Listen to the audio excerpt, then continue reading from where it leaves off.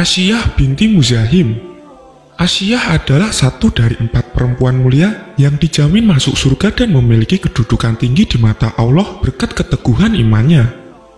Kisah Asiyah istri Fir'aun Raja Zalim di zaman Nabi Musa alaihi salam patut diteladani terutama bagi kaum perempuan. Kisah Asiyah mempertahankan keimanannya diabadikan Allah Subhanahu wa Ta'ala dalam Al-Quran.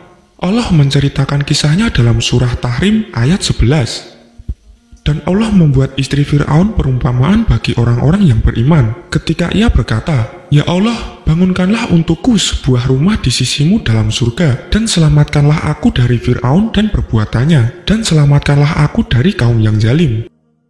Dalam kitab Uqudul Jain, Syekh Muhammad bin Umar An-Nawawi menceritakan kisah Asiyah yang menjadikan tauhid kepada Allah adalah segalanya. Untuk diketahui, Asiyah binti Muzahim adalah perempuan Bani Israel keturunan para nabi. Meski suami merupakan seorang yang dikenal sangat jahat dan kejam, Asiyah adalah sosok yang sabar, sopan, santun, juga penuh kemuliaan. Ia adalah seorang wanita dengan budi pekerti luhur, penyayang, dan penuh keteguhan untuk senantiasa berada di jalan yang benar. Tak hanya cantik budi pekertinya, Asiyah juga merupakan seorang wanita yang begitu cantik parasnya. Kecantikannya inilah yang membuat Raja Fir'aun bertekuk lutut padanya. Fir'aun begitu menyayangi Asiyah dan menuruti apa yang diinginkan wanita mulia tersebut, termasuk menuruti kemauan Asiyah mengangkat Musa alaihi salam sebagai putranya. Seperti pengantin baru pada umumnya, awal pernikahan menjadi saat-saat yang membahagiakan. Apalagi saat itu Asiyah menjadi istri dari seorang raja besar di zamannya.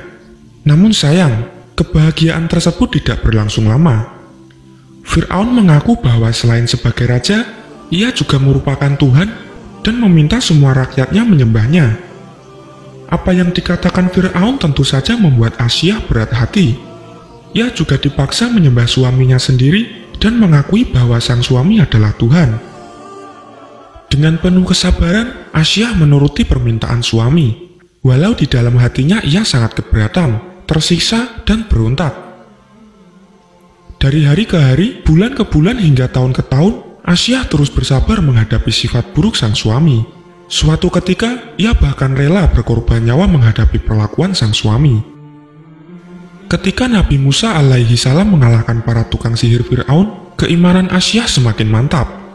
Keimanannya kepada Allah sebenarnya sudah lama tertanam di hatinya. Asiyah menolak menyatakan Fir'aun suaminya sebagai Tuhan. Dalam tafsir Murrah Labid disebutkan bahwa benih-benih iman dalam hati Asiyah mulai tampak ketika ingin mengasuh Nabi Musa yang dihanyutkan di sungai. Saat itu Asiyah memohon kepada suaminya Fir'aun untuk tidak membunuh bayi mungil tersebut. Bahkan ia meminta untuk menjadikannya anak angkat. Asiyah berkata, "Ia bisa menyenangkan hatiku dan hatimu, maka janganlah kamu membunuhnya, karena bayi ini berasal dari negeri lain, bukan Bani Israel. Semoga ia bisa bermanfaat bagi kita." Fir'aun pun mengabulkannya. Setelah Nabi Musa tumbuh dewasa dan diangkat sebagai utusan Allah, para tukang sihir Fir'aun berhasil dikalahkannya. Setelah mengetahui kekalahan tukang sihir itu, keimanan Asiyah semakin teguh. Asiyah semakin yakin bahwa ada zat yang menciptakan dan mengatur urusan manusia, bukan Fir'aun suaminya yang mengaku mampu menghidupkan dan mematikan manusia. Setelah mengetahui jelas keimanan istrinya, Fir'aun pun menjatuhkan hukuman dan siksa yang berat. Kedua tangan dan kaki Asiyah diikat, ia diterlentangkan di atas tanah yang panas. Dari Abu Hurairah radhiyallahu anhu bahwa Rasulullah SAW bersabda, "Sesungguhnya Fir'aun mengikat istri dengan besi sebanyak 4 ikatan pada kedua tangan dan kedua kakinya. Jika ia telah meninggalkan Asiyah terbelenggu, maka para malaikat menaunginya." Tak cukup sampai di situ, Fir'aun kembali memerintahkan para algojonya menjatuhkan sebongkah batu besar ke dada Asiyah. Nauzubillah, sungguh siksa yang amat berat dan sangat tidak manusiawi.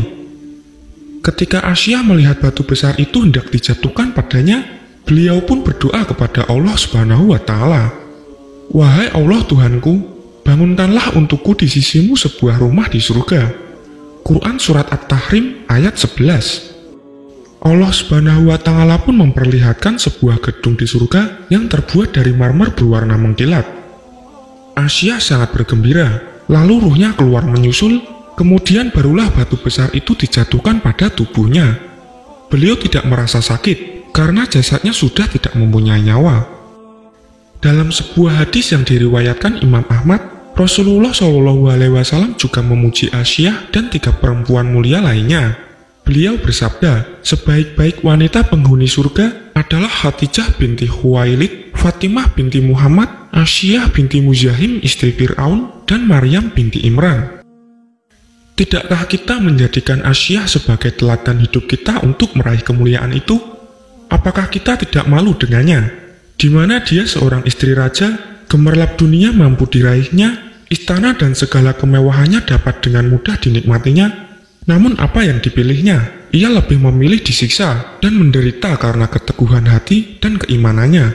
Ia lebih memilih kemuliaan di sisi Allah, bukan di sisi manusia. Jangan sampai dunia yang tak seberapa ini melenakan untuk meraih janji Allah Ta'ala, yaitu surga dan kenikmatannya.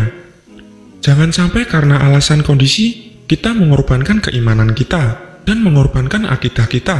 Marilah kita teladani Asyah binti Muzahim dalam mempertahankan iman. Jangan sampai bujuk rayu setan dan bala tentaranya menggoyahkan keyakinan kita. Janganlah penilaian manusia dijadikan ukuran, tetapi jadikanlah penilaian Allah sebagai tujuan. Mudah-mudahan Allah mengaruniakan surga tertinggi yang penuh kenikmatan.